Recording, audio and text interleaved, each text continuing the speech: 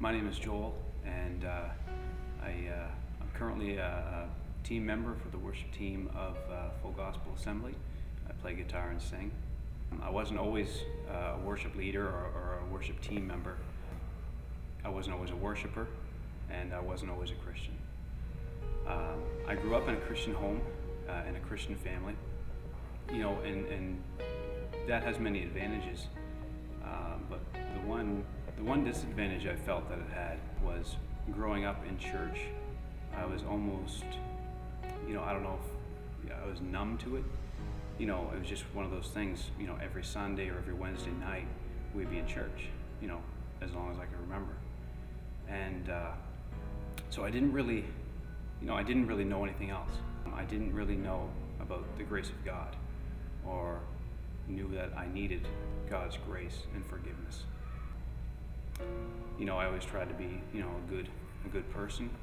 I wanted to be a Christian. I wanted to, after reading, the stories and hearing all the stories in the Bible, those amazing stories of Daniel and David and that, and I wanted that for my life. I wanted something great to happen. I wanted to witness some, pretty awesome things that God did that, be just, amazing that you read about as a kid. One issue I had was growing up in church. I didn't also have the relationship. I had more of the religion because I grew up in it, and everything was, the same. It was, Sunday morning, Sunday school, Sunday night was Sunday service, Wednesday night Bible study, and repeat. I put my faith in the men of God and in people, and I didn't put my faith in God. And as we all know, people make errors in judgment, people make mistakes, people trip and fall.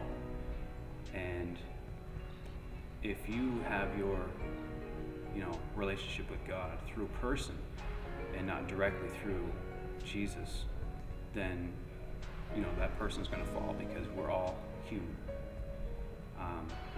So when people make mistakes, and I looked at them as being as being Christians that I need to pattern myself after, I was let down, I was hurt, and I questioned men of God, and I ultimately questioned God.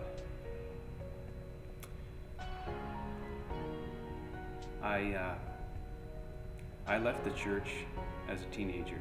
I was baptized, and I wanted to be a Christian. I wanted to live for God. And then some things happened where I questioned God. I didn't even know if God existed at the time. And as I came into my late teens and early 20s, I certainly did not live a lifestyle of a Christian. I did things that, in my heart I knew were wrong. Regardless of growing up in a church or not, I think we're just wired that we know the difference of right and wrong. There's just, poor judgment. I don't like to call them mistakes I've made in the past, but I like to say that they're bad decisions, because, mistakes are things that you don't know what's right and what's wrong, in my opinion. Were bad decisions. I knew in my heart what was right and what was wrong, but, I still did things anyway. Even though I didn't know at the time if God existed. I asked God, show me that you're real. Can you show me that you're real? If you show me you're real, I will give my life to you, I will live for you, and I will know that you're real. But as I found out, God doesn't work on those terms. You need to humble yourself, because who am I to say, God, creator of the universe, come down to my level and show me that you're real. At the time I didn't realize that. I didn't realize that was the way I was acting. So I went through a lot of dark spots. I didn't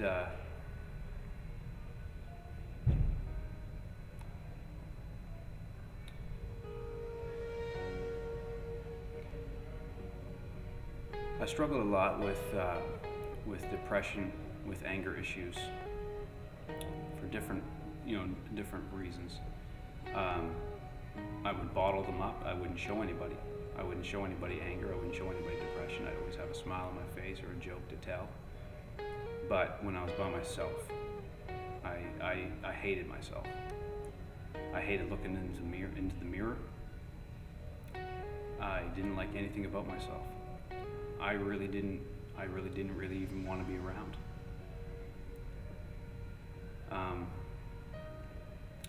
It got to a very dark place in my life where it just, God started to intervene. I didn't realize it was God intervening, but looking back now, and I can see his handiwork. I can see his fingerprints on my life.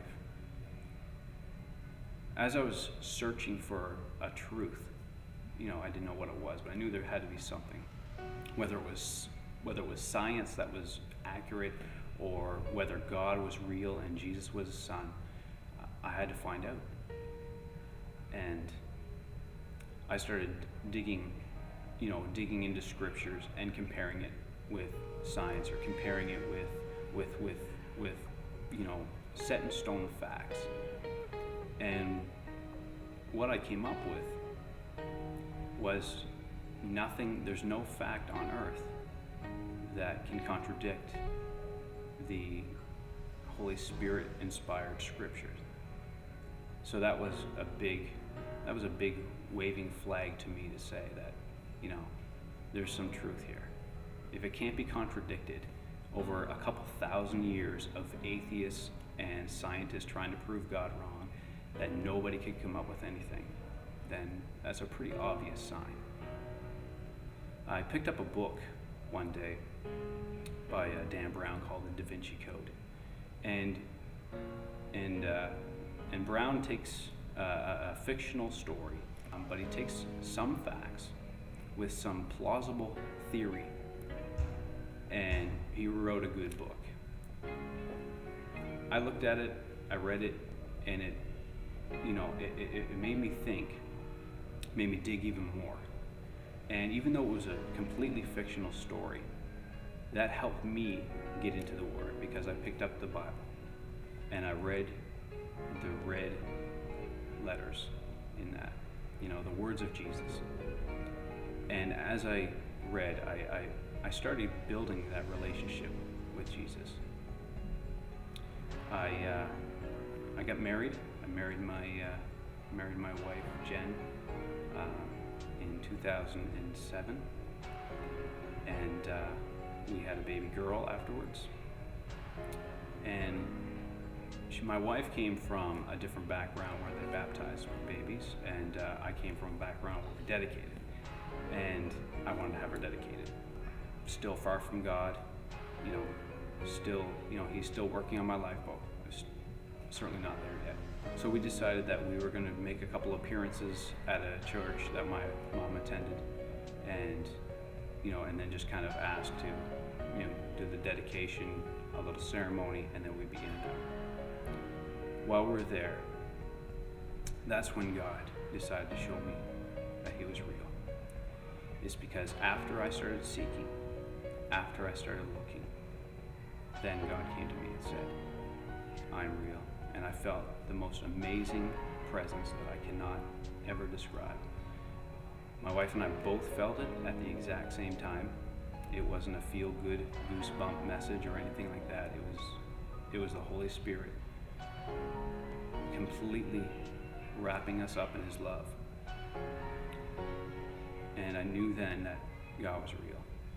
And I knew then everything in the Bible is true.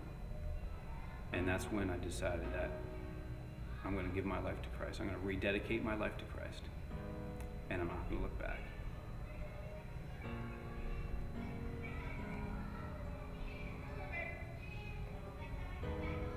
Good job. I don't know what else to say, man.